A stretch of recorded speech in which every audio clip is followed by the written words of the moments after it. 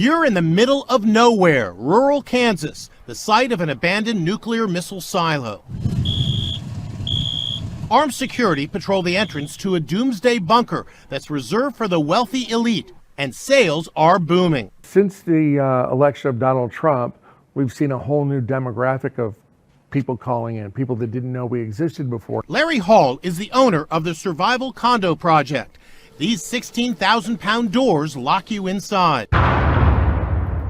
We're heading deep below the surface of the earth into an underground bunker like no other. We are in a typical full-floor residential unit, and even though we are more than 100 feet underground right now, you can see that it's certainly not a claustrophobic area. 12 luxurious condos exist here with fireplaces, high-end appliances, jacuzzis, even windows. Yes, windows. High-definition TVs broadcast a live feed of the outside world right into your living room.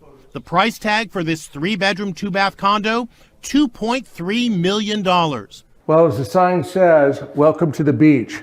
And look at this. It's a swimming pool with a slide and waterfall. Other common areas include a movie theater, rock climbing wall, and shooting range. There's even a farm that grows all the fresh fruits and vegetables you'll need. This can grow up to 70 different species of plants, lettuces, tomatoes, carrots. The bunker runs on power sources like wind and diesel generators. We have enough fuel to run these diesels for 2.5 years. Plenty of time to ride out worldwide chaos should it ever erupt. Now, preparing for the worst by setting yourself up with only the best. We're talking luxurious kitchens, swimming pools, even a gym. These are bunkers built just in case of an emergency. Tonight, CBS 2 takes you inside luxury survival. Bomb shelters like this were a common sight in backyards in the Cold War 1950s. As this promotional video shows, today's backyard survival bunker looks more like a 5-star resort, equipped with everything from an indoor pool and state-of-the-art movie theater to a dog run, even an interactive classroom, all underground. They could live here and enjoy the facility, not just survive. Survive whatever may come, in comfort, whether it's a natural disaster or future terror attack. It was part of the selling point. New Jersey resident Ralph Henrich paid to reserve space in this underground luxury bunker for his family, his wife, and 3 kids. The cost $50,000 per adult and $35,000 for children under 16. That's nearly $200,000 for an average family of 4. Leather sofas, high-end kitchens, comfortable bedrooms. Several companies now design and build these high-end shelters. Some are private, made for individual families. But Henrich chose a community shelter created by Vivos with dozens of other people. It's like an apartment complex that can hold up to 80 people. It's fully stocked with a year's worth of food, toiletries, linens, medical supplies, ATVs, and so much more. The massive 10,000 square foot shelter has all the comforts of home, but built 65 feet below ground with reinforced concrete and steel. Am I looking forward to ever going there? Absolutely not. But if I had to go somewhere, I'd rather go to the Vivos location than a missile silo that's concrete and cold. The community he'll be going to is made up of doctors, dentists, ex-military, and other people with particular and necessary skills. But the bunker is not in New Jersey. The location of this group shelter is Indiana. In case of disaster, Henrich will have to get his family to the middle of the country, where he believes it's safer. So this facility always has 2 sources of water, 2 generators, 2 sources of food, the ability to grow food. People are starting to recognize that they have to take responsibility for themselves. Survival specialist Shane Hobel says this mindset is becoming more and more common, but you don't have to be a millionaire to have a plan to protect yourself and your family. The importance here is skills. Henrich says he hopes he never has to use the bunker, but it's money well spent. He calls it his insurance policy. If you look throughout history, the people that have foreseen events and adjusted accordingly have survived and possibly thrived. He is thinking ahead. The company that built his bunker, Vivos, is in the process of planning a community shelter in upstate New York.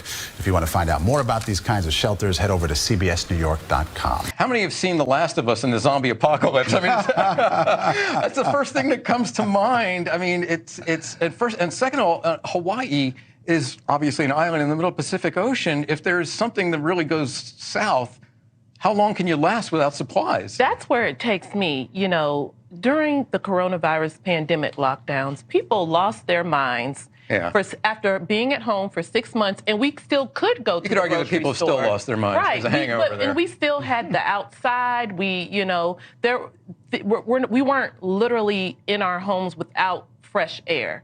So to me, I wonder how practical these truly are. And I get it. When you've got a lot of money, you can just say, well, it might not be practical, but we'll do it just Yeah, but in I mean, the case. question is, what do they know that we don't know, right? I mean, they're building these underground apollo. Is this just the natural human nature towards thinking that these are the end times, our times, the end Call me times? cynical, but I think there's like the only fear being played here by billionaires is FOMO, the fear of missing out. Like that billionaire has a new toy. Yeah, You my know, neighbor you had a gotta flat have- screen TV I had. Right, it's a keeping up with the Joneses kind of Maybe, mentality. but the money piece is a powerful piece.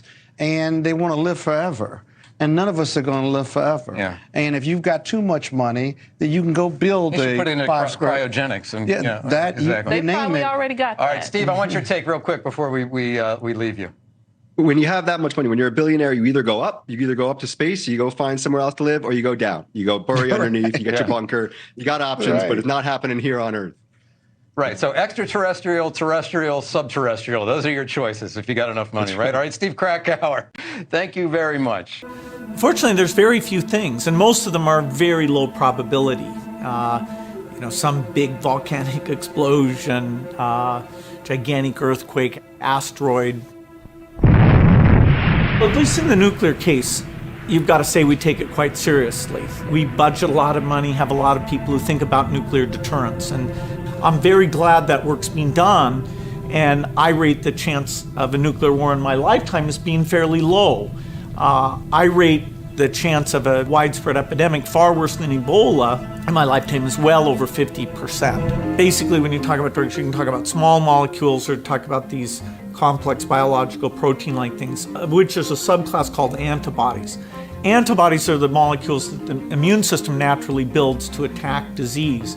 Today, the idea that somebody says, oh, here's an antibody, make a lot of it, make it very quickly, that's right on the cutting edge. And the Ebola epidemic showed me that we're not ready for a serious epidemic, an epidemic that would be more infectious and would spread faster than Ebola did. This is the greatest risk of a huge tragedy. This is the most likely thing by far to kill over 10 million excess people in a year.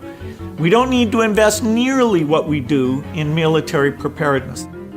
This is something where less than $1 billion a year on R&D, medical surveillance, standby personnel, cross-training the military so they can play a role in terms of all the logistics here. This can be done, and we may not get many more warnings like this one to say, okay, it's a pretty modest investment to avoid something that really, in terms of the human condition, would be a gigantic setback. It's crazy how the majority of the global population doesn't know the answer to the question, what if all plants on Earth went extinct?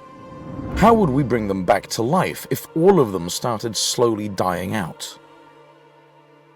The answer to this question lies in Norway's top-secret Doomsday Vault, better known as the Svalbard Global Seed Vault. This vault represents a secure backup facility for the world's crop diversity on the Norwegian island of Spitsbergen in the remote Arctic Svalbard archipelago. It's one of the most important buildings on Earth, and yet so few people don't know about it. It's important because it provides long-term storage of duplicates of seeds conserved in gene banks around the world. This building provides security for the world's food supply against the loss of seeds in gene banks due to various events that could take place, ranging from mismanagement, accidents, equipment failures, funding cuts, war, sabotage, disease, and natural disasters. In other words, the plants on Earth are safe from extinction forever as long as this vault is operating. And to make it even better, the whole vault costs just $8.8 million to build. So we've got a few extra questions to answer now. How did it cost so little to build, and how does it operate? The answer lies in great engineering and maybe even greater location. This vault is 120 meters buried into a sandstone mountain on Spitsbergen Island, and the refrigeration units inside it cool the seeds to the internationally recommended standard of -18 degrees Celsius. But what happens if the equipment fails for some reason? Will the ice inside the vault melt and make the seeds go bad? Luckily, no. Since the vault is buried literally in the earth, it's surrounded by permafrost. Permafrost is permanently frozen ground that stays below 0 degrees Celsius for 2 or more consecutive years. The oldest permafrost known to man has been frozen for the last 700,000 years. In this case, the seed vault is surrounded by permafrost, which could keep the temperature inside the vault at -3 degrees Celsius if the equipment decided to fail. Even if that happened, it would take several weeks, if not months, for the temperature to rise to -3 degrees Celsius from -18 degrees Celsius.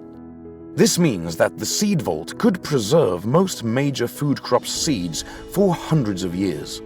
On top of all that, the vault needs no permanent staff on site. All seeds inside the vault have been stored in aluminium bags since 2004. Before switching to aluminium bags, glass tubes were originally used for storage. The low temperature and limited access to oxygen ensure low metabolic activity and delay seed aging.